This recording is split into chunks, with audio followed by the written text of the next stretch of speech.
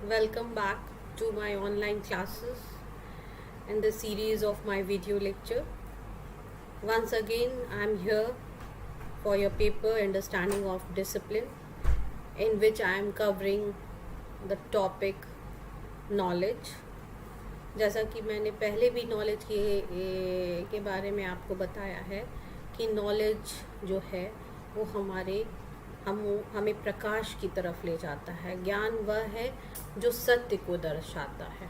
तो इस तरीके से हम नॉलेज से रिलेटेड बहुत सी बातें फ़िलॉसफी में भी कर चुके हैं, रिसर्च से रिलेटेड टॉपिक्स में भी कर चुके हैं। अब एक बार फिर से हम नॉलेज के इम्पोर्टेंस के बारे में देखेंगे, टाइप्स ऑफ नॉलेज के बारे में देखेंगे। जैसा कि हमने पहले जो क्लास ली थी उसमें क्लासिफिकेशन पढ़ा था। क्लासिफिकेशन के तहत हमने जाना था कि नॉलेज कितने तरह से क्लासिफाइड होती है और सोर्सेज ऑफ नॉलेज को भी हमने समझा है। तो अब दोबारा से एक बार और हम नॉलेज को ही और समझेंगे कि नॉलेज की इम्पोर्टेंस क्या होती है, नॉलेज कितने प्रकार की होती है। इन सारी बातों पे इस क्लास में हम चर्चा करेंगे।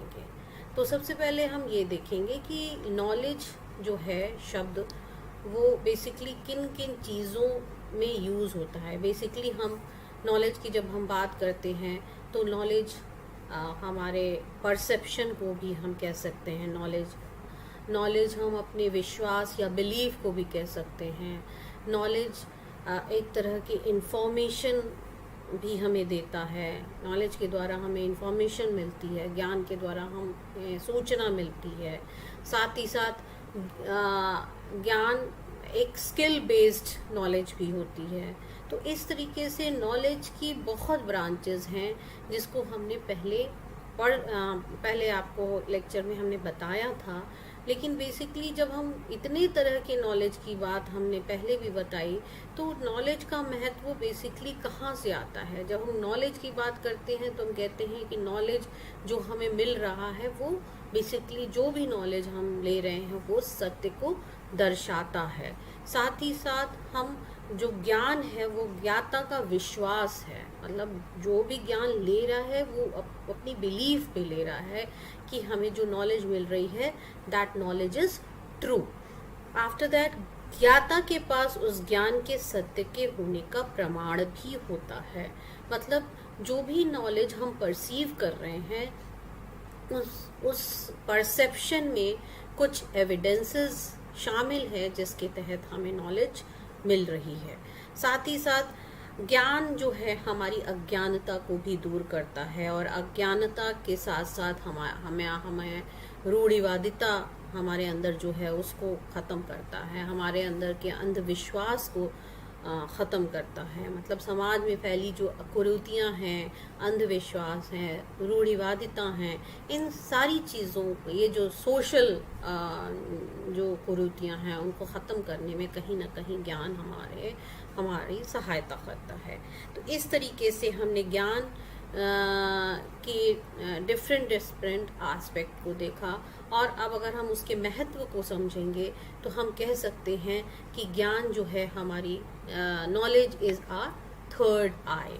और वी कैन से कि जो भी हमें न्यूट्रिशन हमारे दिमाग को मिलता है, हमारे माइंड को जो मिलता है वो बेसिकली नॉलेज के थ्रू ही मिलता है। We perceive the nutrition of our mind only through knowledge. तो नॉलेज एक तरह का न्यूट्रिशन है हमारे दिमाग के लिए। हमारी तीसरी आँख के रूप में नॉलेज जो है वो काम करता है। साथ ही साथ ज्ञान भौतिक जगत और आध्यात्मिक जगत को समझने का बहुत ही एक ऐसा स्टेप है, एक ऐसी सहायता देता है जिससे हम जो हमारे आसपास दिख रहा है, जो आसपास हो रहा है, जो वातावरण है उसके बारे में जो हम ज्ञान के द्वारा ही हम अपने वातावरण को समझ पा रहे हैं, अपने फैमिली को समझ पा रहे हैं, अपने आसपास की चीज़ों को समझ पा रहे हैं।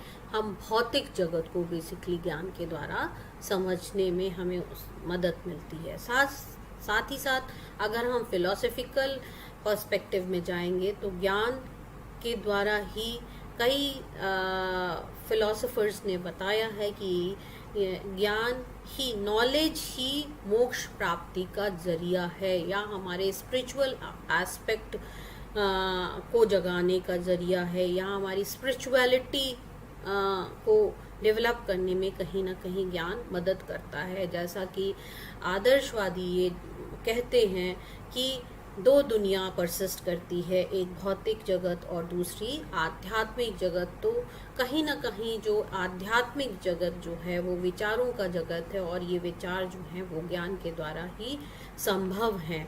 तो हमारी जो डेवलपमेंट है, जो ओवरऑल डेवलपमेंट है, जिसमें हमारा मेंटल डेवलपमेंट और हमारा फिजिकल डेवलपमेंट, या हमारा स्पिरिचुअल डेवलपमेंट, या हमारा कैरेक्टर डेवलपमेंट, या मॉरल डेवलपमेंट, इन सारे तरह के डेवलपमेंट में जो रोल जो सबसे बड़ा है वो हमारे नॉलेज का है। उसके थ्रू ही हमारे ओवरऑल डेवलपमेंट होती है, या हमारी जो इनिएट पावर्स हैं उनको बाहर निकालने का जो जरिया है वो नॉलेज ही है, जिसके थ्रू हम अपने इनिएट पावर्स को, हम अपनी आंतरिक शक्तियों को समझ पाते हैं।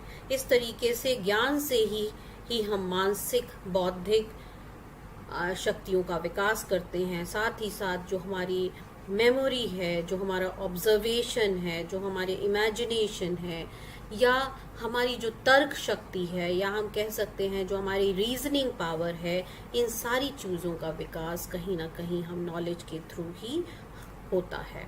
साथ ही साथ अगर हम सोशियोलॉजिकल एस्पेक्ट पे जाएंगे तो ज्ञान ही वो एक जरिया है, एक रास्ता है जिसके द्वारा हम समाज को सुधार सकते हैं, या हमारे समाज को सुधारने में वो सहायक होता है। फॉर एग्जाम्पल, जो अंधविश्वास समाज में फैले हुए हैं, जो कुरीतियाँ चली आ रही हैं, जब तक कि हम अवेयरनेस नहीं देंगे समाज को, तब तक उस अवेयरनेस के बिहाफ पे, उस अवेयरनेस के नॉलेज के बिहाफ पे ही हम उन समाज में फैले हुए अंधविश्वासों को मिटा सकते हैं।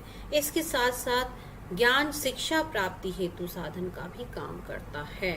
मतलब एजुकेशन को लेने में कहीं ना कहीं नॉलेज का बहुत बड़ा रोल होता है।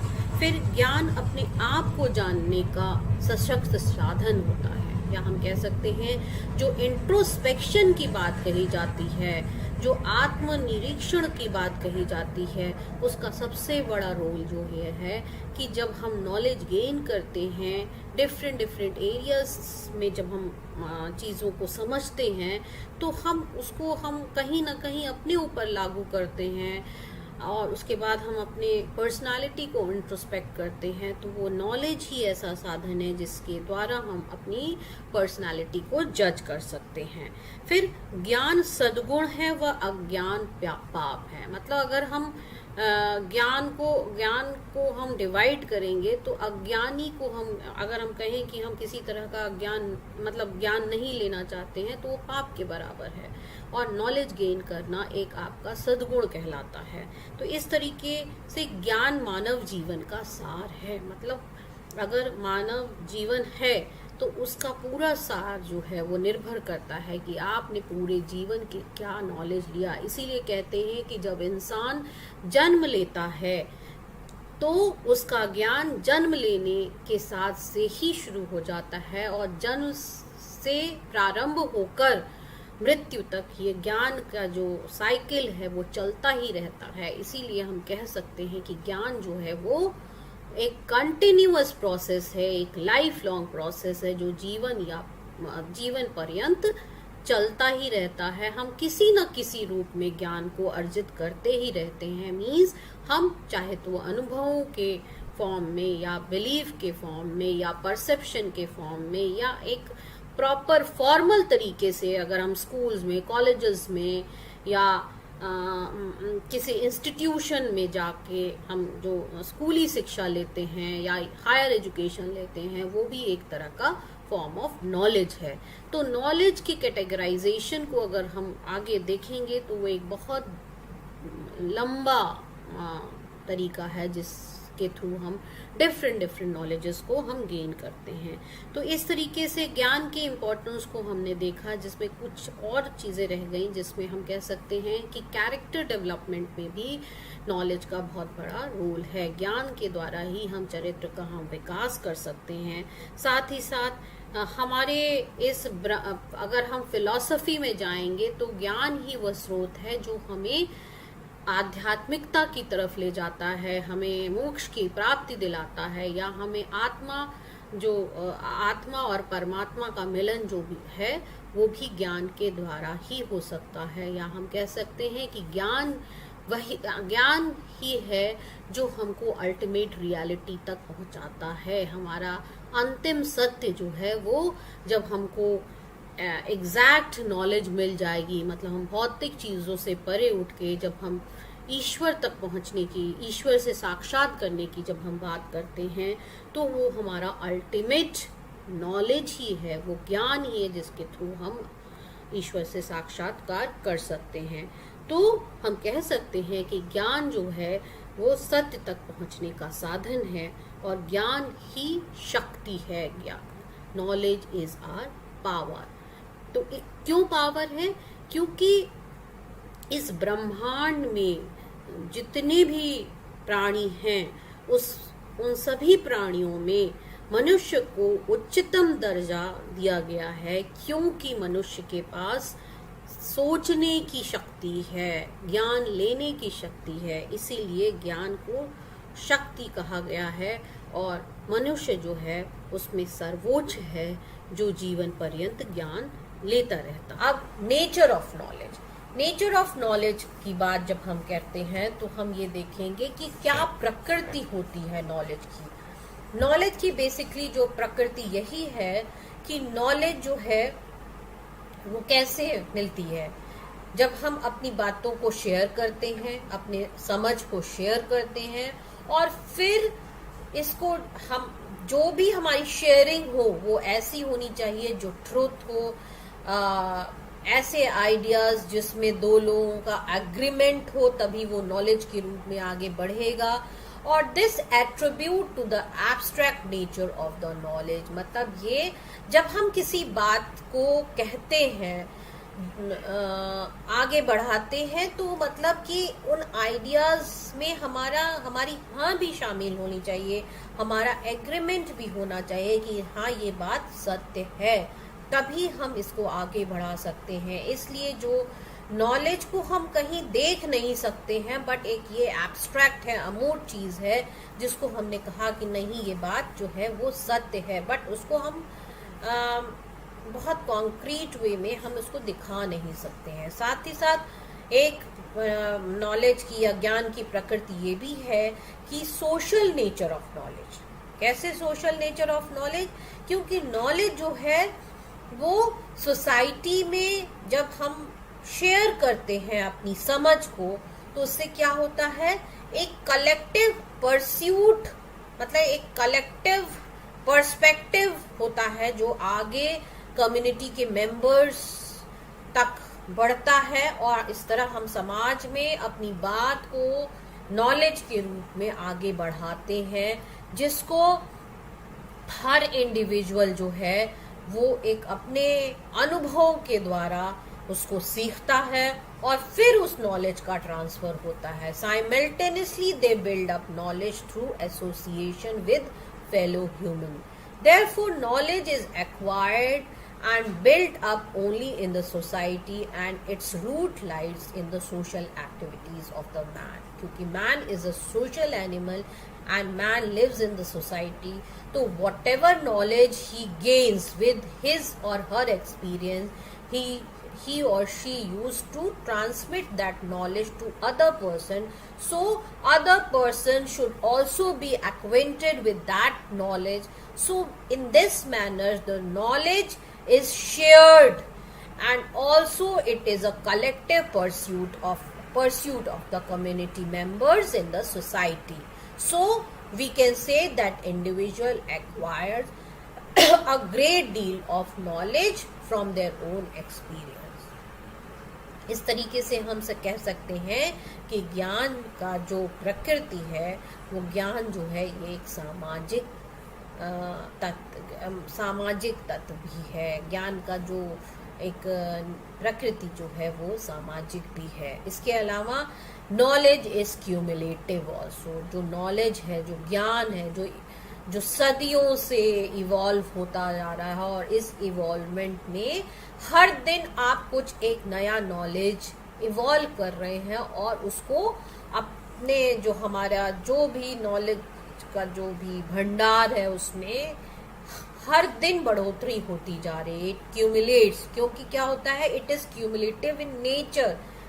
क्योंकि सोसाइटी जो क्या कर रही है, जितनी भी नॉलेज है उसको प्रिजर्व कर रही है, फिर उसको आगे बढ़ा रही है। फॉर एग्जाम्पल वैदिक काल में क्या होता था, जो ऋषि मुनि अपने इनसाइट से जो नॉलेज उन्हें मिलती थी उसको क्या करते थे, आगे बढ़ाते थे। और तब किताबें या कोई रिटन स्क्रिप्चर्स नहीं होता था, तो वो एक जनरेशन से दूसरे जनरेशन तक अपनी नॉलेज को ओरली ट्रांसमिट करते थे। फिर उसके बाद धीरे धीरे रिटन स्क्रिप्चर्स आए और आज हम बुक के फॉर्म में नॉलेज को देखते हैं। तो इस तरीके से हम कह सकते हैं कि knowledge is cumulative in nature because it is socially preserved and transmitted from one generation to future generation। और इस तरीके से एक चीज और इस पे निकल के आते हैं कि चूंकि नॉलेज हर दिन इवॉल्व होती रहती है, आगे बढ़ती रहती है, तो it is continuous to grow and develop in generations with the help of new understanding of reality, knowledge of the reality. मतलब आप ये सोचिए, जो हम वैदिक काल में चीजें जानते थे, वैदिक काल में जो हमारे ऋषि मुनि थे उन्होंने जो ज्ञान दिया, उसके अलावा आज तक नॉलेज के भंडार में कितनी बढ़ोतरी हुई। क्योंकि हर दिन एक नए ज्ञान हमें मिलता है अपने अनुभवों से, हमारे इंस्टीट्यूशन से, हमारे अथॉरिटी से, और इस तरह जो नॉलेज का जो डेवलपमेंट है वो दिनों दिन बढ़ता जा रहा है और ये जनरेशन टू जनरेशन आगे बढ़ती जा रही है। तो इस तरीके से नॉलेज के नेचर के बारे में हमने समझा कि it is abstracted in nature, social in nature, और साथ ही साथ नॉलेज इज क्यूमुलेटिव। अब knowledge is both limited and limitless also. Knowledge जो है वो अनंत भी कह सकते हैं, और अब इसको हम लिमिटेड तो नहीं कह पाएंगे क्योंकि हम नॉलेज तो हर दिन बढ़ती जा रही है।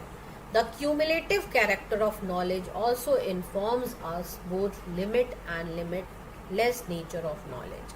At any particular stage in the development of humanity, knowledge comes up against limits set by limited character of available experience and by the existing means in obtaining knowledge. In other words, the known is always bounded by the unknown but not unknowable। मतलब कि हम known की तरफ कैसे बढ़ते हैं, unknown की तरफ कैसे बढ़ते हैं, known to unknown। तो इसलिए पहले वो लिमिटेड होती है नॉलेज और फिर लिमिटलेस हो जाती है। मतलब जब हम कोई ऐसे नॉलेज की तरफ बढ़ते हैं, ऐसे नए नॉलेज की तरफ बढ़ते हैं, तब हमें कुछ पता नहीं होता है, हमारे पास एक लिमिट होती है कि हम बस ये हमारी जानकारी है। लेकिन through the journey of our experience, of our perception, the journey becomes limitless and we further move and move and move, and thus the knowledge becomes cumulative in nature. So we can say knowledge meets our daily requirement, means to reach the truth। मतलब knowledge जो है वो एक चीज और करती है, क्योंकि हर दिन हमारे रिक्वायरमेंट्स बढ़ रही हैं, हमारे नीड्स बढ़ रहे हैं, और उन नीड्स और उन रिक्वायरमेंट्स को पूरा करने के लिए हर दिन हम नित नए खोज कर रहे हैं, और उस खोज से हमारा क्या है, नॉलेज बढ़ रही है। तो इसलिए नॉलेज जो है वो लिमिटलेस है। ये एक बहुत इम्पॉर्टेंट नेचर ऑफ नॉलेज कह सकते हैं। Dear student, you can see one question on the screen. This is an example which I am going to give you, that how you will present your answer in your subject exam paper. Like here the question is, ज्ञान क्या है? What is knowledge? ज्ञान के प्रकार का वर्णन करें तथा ज्ञान की विशेषताओं का वर्णन करें. In English, we can translate this question like, what is knowledge and what are the different types of knowledge and what are the characteristics of knowledge? Explain. So these type of question could be asked in the exam. And how will you present your answer? This I have shown you, that you can know that how will you present your answer.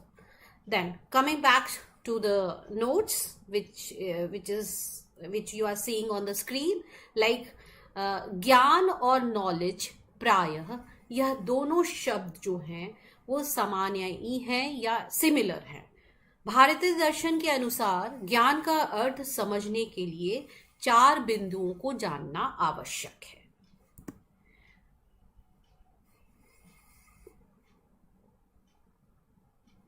This you must be saying, this, see this answer, and then what are the 4 points by which we can explain knowledge? Like ज्ञान की सत्यता, फिर तार्किक सत्यता, मतलब logically also you have to explain what is knowledge. First point is कि how you can understand knowledge is this, that वस्तुनिष्ठता. English में we can say that the objectivity of truth. Then ज्ञान की सत्यता, how much the knowledge is truth. Then तार्किक सत्यता, कैसे आप logically ज्ञान को उसको एविडेंस के माध्यम से, लॉजिक के थ्रू आप उसकी सत्यता बता सकते हैं.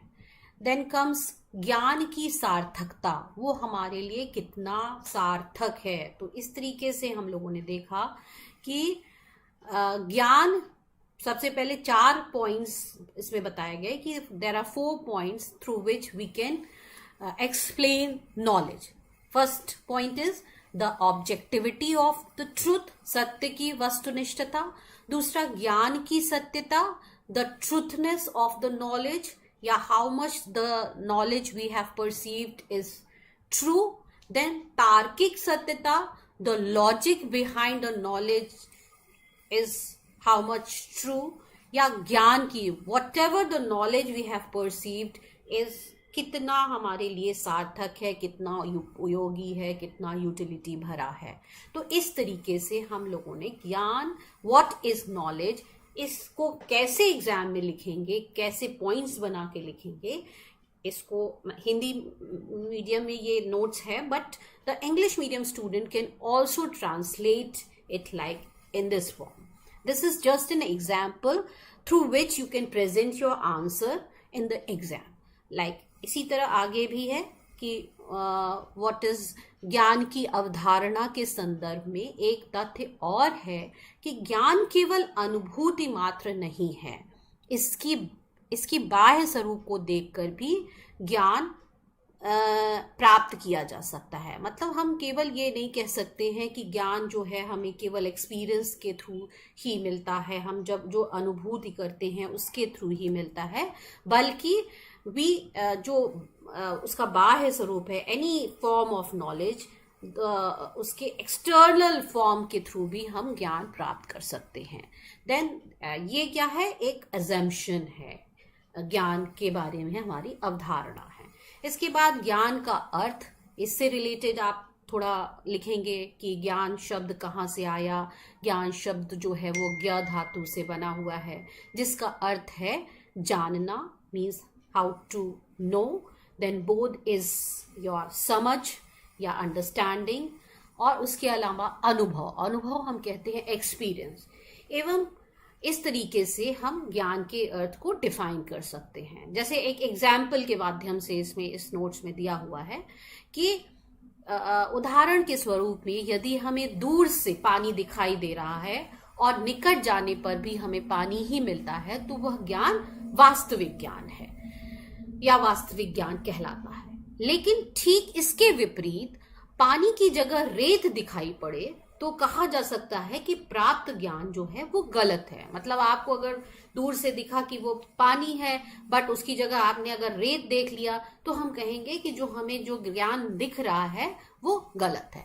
तो इस तरीके से हम लोगों ने ज्ञान से रिलेटेड जो है वो उसके मीनिंग को समझा।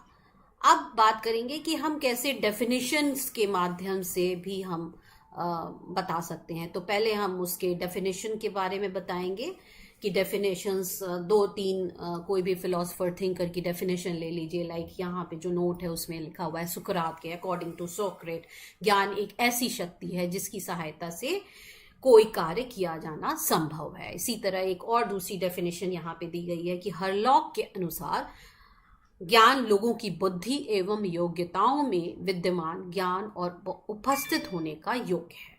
तो इस तरीके से हम लोग क्या समझ पा रहे हैं कि फर्स्ट ऑफ ऑल शुरू से देखते हैं कि पहले हम व्हाट इज नॉलेज, जो क्वेश्चन है ज्ञान क्या है, ज्ञान के प्रकार का वर्णन करें तथा ज्ञान की विशेषताओं का वर्णन करें। ये एक हमारे पास क्वेश्चन है, इसको हम आंसर कैसे देंगे। तो हम लोगों ने आंसर लिखना जब स्टार्ट किया तो सबसे पहले हम ज्ञान के बारे में इंट्रोडक्शन देंगे, देन हम उसके जो 4 पॉइंट्स हैं उसकी वस्तुनिष्ठता, ज्ञान की सत्यता, उसकी तार्किक सत्यता, ज्ञान की सार्थकता, ये सारी चीजें हम लोगों ने बताई। इसके बाद फिर से हम ज्ञान के बारे में क्या एजम्पशन है ये पहले भी मैंने बता दिया लेकिन मैंने सोचा एक बार और आपको स्क्रीन पे दिखा दूं। इसके बाद हम लोग ज्ञान के अर्थ के बारे में हम लोगों ने पहले समझा, इसका अर्थ लिखेंगे, कैसे आंसर लिखेंगे, और इसके बाद अर्थ के बाद आप ज्ञान से रिलेटेड डेफिनेशन लिखेंगे।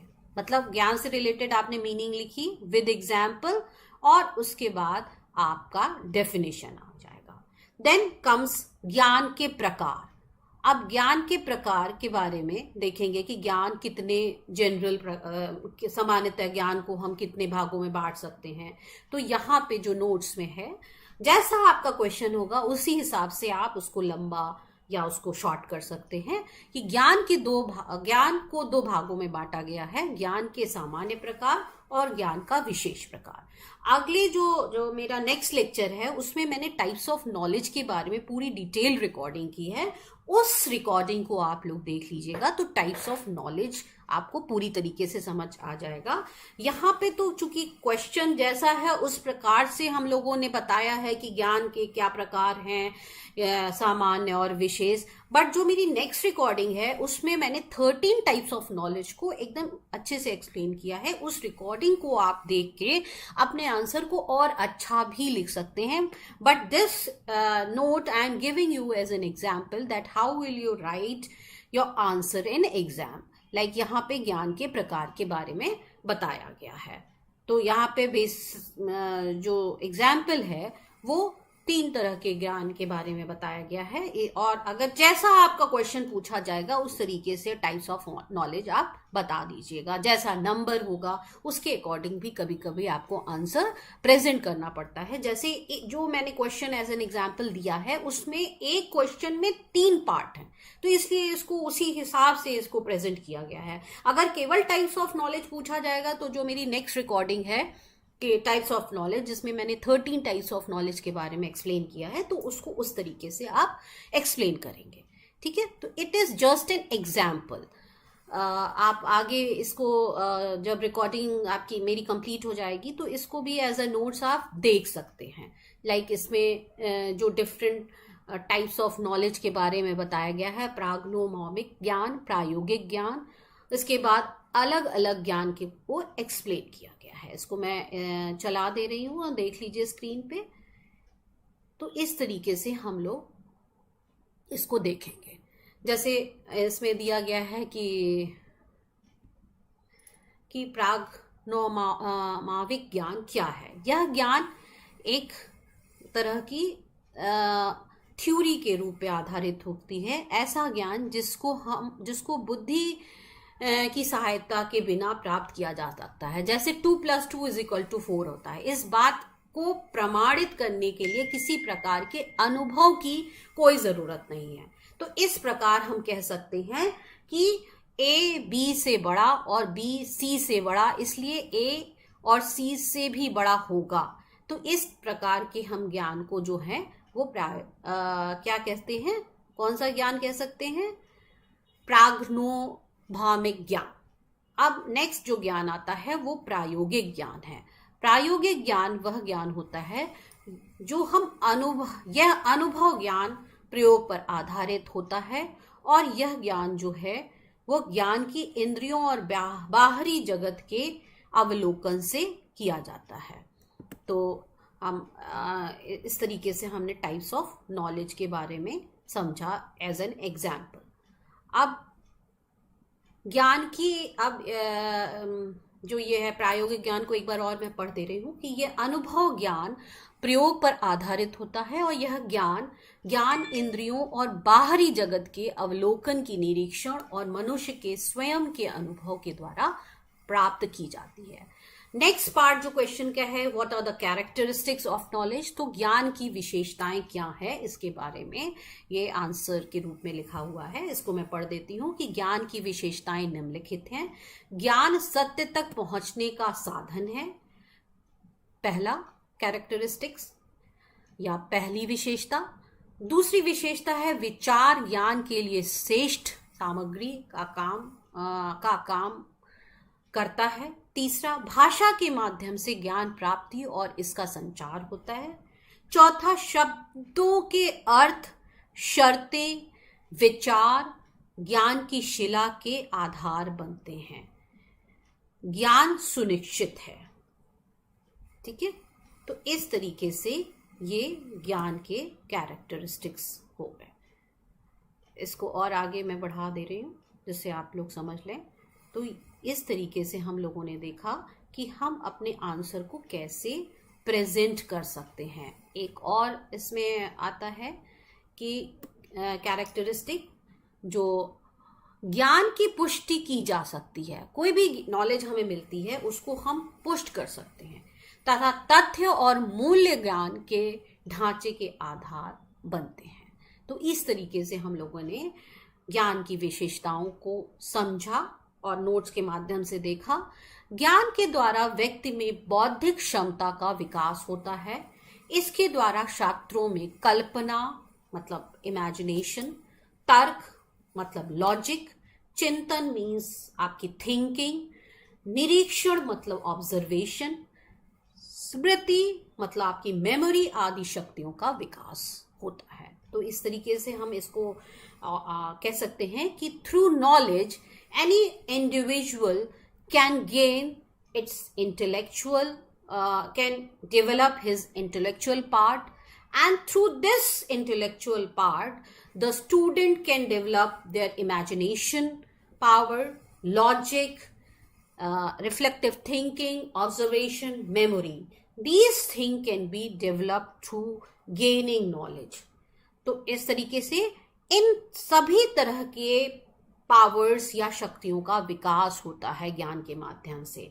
इसके अलावा ज्ञान के द्वारा हम संसार के भौतिक मीन्स आपकी जो मटेरियलिस्टिक चीजें हैं, इसमें लौकिक, अलौकिक, पारलौकिक मतलब जो चीजें हमें दिख रही हैं वो आपकी लौकिक चीजें हो गई। अलौकिक वो है जो कि हमें दिखाई नहीं देता है, वो अलौकिक। और पारलौकिक जो इस ब्रह्मांड से परे चीजें हैं, एवं आध्यात्मिक जगत को समझ सकते हैं। जैसे इंडियन जो फिलॉसफी है उसमें मोक्ष प्राप्ति का एक ही साधन बताया है, ज्ञान प्राप्ति। अगर आपको ज्ञान प्राप्ति हो गई तो आपको मोक्ष मिल सकता है। इसीलिए कहते हैं ज्ञानी व्यक्ति हम उसे कहते हैं जिसके पास सत्य ज्ञान हो, झूठ को दुश्मन मानता हो। तो इस तरीके से इस नोट्स के माध्यम से या through this note I have given you the example that how you will write your answer, how will you present your answer in exam. जो कंक्लूजन है, इस प्रकार हम कह सकते हैं कि ज्ञान वास्तविक जीवन के अनुभवों से संबंधित है और बुद्धिमत्ता का प्रचारक है और सत्यता की खोज करना ही बुद्धिमत्ता है. तो by this I have presented you an example how to write your answer in exam. I hope you must have understood how to present your answer in exam in B.Ed.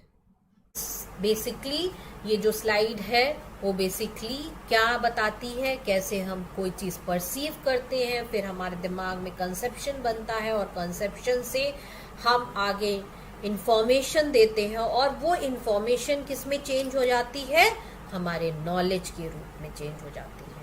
Thank you student. So I have explained you about the relationship between perception, conception and information which comes into the form of knowledge. So I think that the concept of knowledge is now clear for you.